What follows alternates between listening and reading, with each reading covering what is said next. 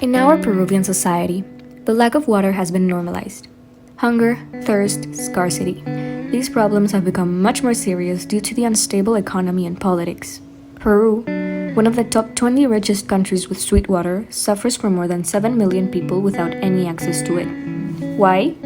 Because of the heterogeneous, politically unfair distribution of this resource. And now, the pandemic and lockdown have harshly affected a multitude of low-income human settlements, taking away their rights to access clean water. We want to be the change, so we'll start by tackling the 6th SDG in our capital city, Lima. Lima is a city shrouded in fog for almost half of the year. To most this is seen as something negative, but in the eyes of others it is a light that ignites hope. We are dream catchers, and we believe we can tackle the prevailing issue of water access through the use of fog catchers. Starting at a local community called Empezó el Trébol in San Juan de Miraflores, we aim to build at least 10 fog catchers and provide sustainable tools so that this community of 35 families can supply themselves with a reliable water source and a healthier life. In this process, we have been working with engineer Abel Cruz, co-creator of the fog catchers. He was able to give us advice in terms of two vital steps. One, the process of sensitizing and creating bond with the communities. Second, the construction and building process of the fog catchers. We have already begun with the first step by visiting the human settlement on several occasions and created a bigger sense of community. Although we cannot begin with the second step because of COVID-19, we have estimated the impact that the fog catchers will have on the community, as well as the current impact seen at the present moment. With the help of donors, especially the Markham College Trust, we have raised more than 10,000 soles to continue with the project. Also, several teachers, students and external parties have decided to be part of the Dream Catchers volunteers after presenting on various assemblies. We also have Manuel Galofre, who will provide us with materials necessary for the construction. It is important to know that we, dream catchers, are not the real owners of this project. The community is. We are only giving them the initial resources that they need so that they can be sustainable for years on end. Fog catchers have a lifespan of 5 to 7 years, and with an agreement done between the community and us, in the next 5 years an approximate amount of 12,250 soles will be saved, so that they can continue with the cycle by themselves. We began this project with very high expectations, however we soon realized how hard it would be. Raising large amounts of money, gaining the trust of adults, and mostly working online were the most challenging aspects. As a team, we had to adapt to difficult situations by learning how to negotiate, present ideas in front of large groups of people, communicate, and to think of alternative solutions. This project is more than just for the competition. We hope to expand it in the future by continuously collecting funds, allowing us to build 10 more fog catchers, have Huerto, and to improve the education of the children. After we leave school, we'll integrate it as a school service project and leave the leadership to younger students so that they can lead dream catchers and our dreams and hopes to a wider stance. Greetings, my name is Niharika Surana and I am the team leader and CEO of Mission Water Defense. Our team has worked tirelessly to come up with a solution to protect marine life and provide clean water and sanitation for all.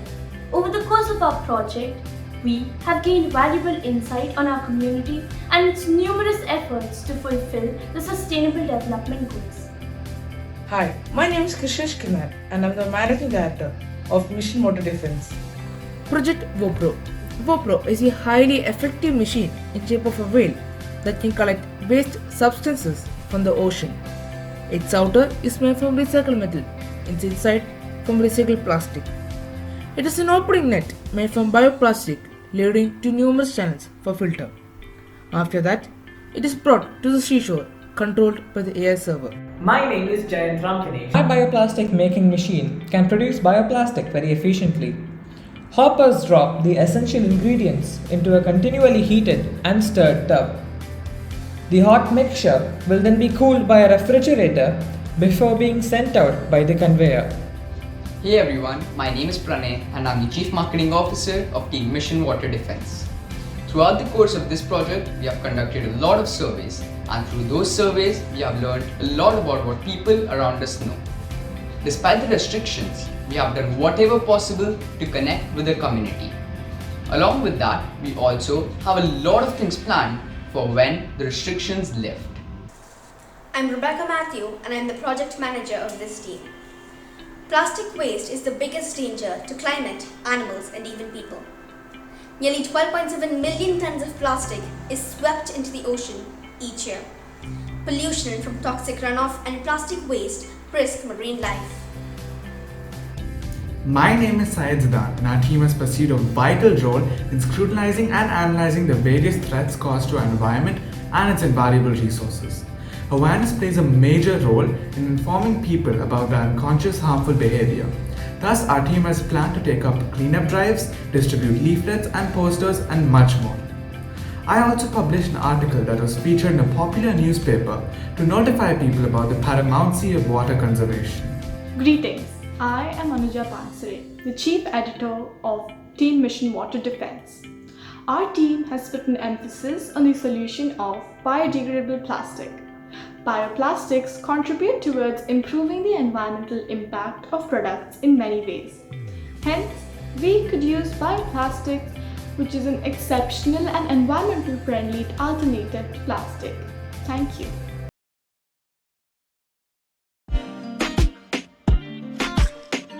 We are Greenlanders of Licensed International School Panama. The modern world leaves many people vulnerable without a reasonable need, and advancement of technology has caused a major degradation of land.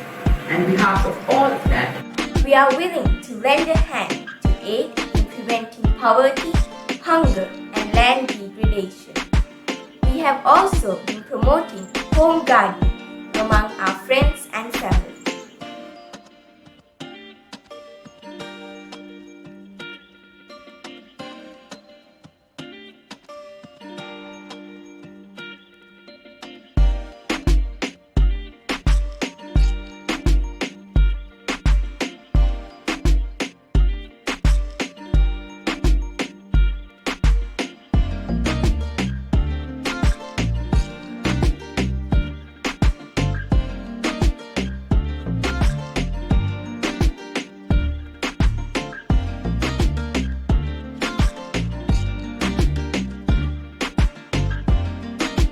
We have been fighting for women empowerment and also have been able to give employment to people in small scale, allowing them to gain an income, resulting in minimizing poverty. We hope to introduce jackfruit-based products for food security, which can also be preserved for future use among the needy, ultimately providing an extra or permanent income.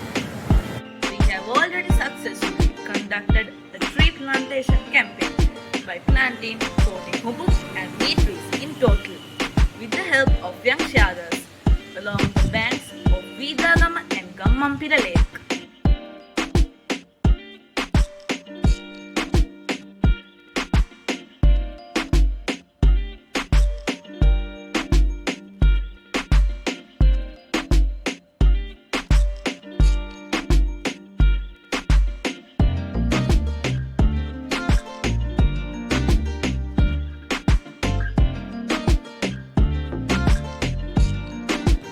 Join us to lend a hand to save the earth. A small act can make a big difference. Join us to lend a hand to save the earth. A small act can make a big difference. join us to lend a hand to save the world. A small act can make a huge difference.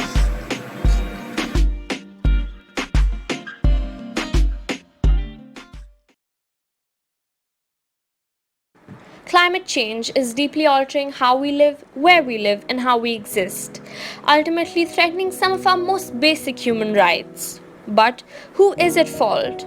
It's us. We human beings have been able to completely flip the nature of the environment. While we are at fault, is there even the tiniest way possible to make a change? Well, this year has been different. The pandemic has changed our lives drastically, making it difficult for us to even meet and talk to people. Our journey this year has taught us we could still make a change, even if we are miles apart. We had to put a halt to some of our plans that would have taken place, like conducting eco challenges in collaborations with 3 schools, giving on-site presentations and assemblies at school, public beach cleanup campaigns, and food distribution drives. While we were in doubt about what change we could possibly make, we didn't let our hopes down. We learned to turn obstacles into opportunities. It was difficult in the beginning, but as we learned how to adapt ourselves to the situation by attending weekly Zoom meetings and productively discussing our plans, we started gaining hope. Connecting with people online opened us up to a community of people with similar thoughts and goals. We were able to contact youth organizations and were able to pull off Ecoloki, an international eco conference.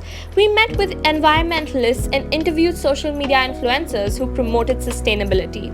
We hosted a kids webinar which motivated us to put our best foot forward in explaining our younger generation values that will help them help the environment. We were glad to have the best response in return in terms of understanding and quick immediate action. Conducting frequent class presentations about our future plans and constantly discussing the SDGs along with feedback forms helped us understand in detail what we could do to improve our action and what interests our targeted audience. Our project, the Plastic Collection Drive, in collaboration with 3 youth organizations, was to bring people together and recycle plastic. We believed as more the number of people, more the impact. Aside from collaborating, we individually collected household plastics monthly, and we have developed this system throughout the entire competition, thus recycling a total of 52 kgs of plastic. Apart from just learning what each SDG stands for at school, the frequent use of these sustainable development goals, like posting collaborative posts that support other SDGs, aided us in completely understanding the meaning of the goals and finding solutions on the basis of these goals. Each SDG has its own contribution, and we believe different SDGs are steps to a better environment.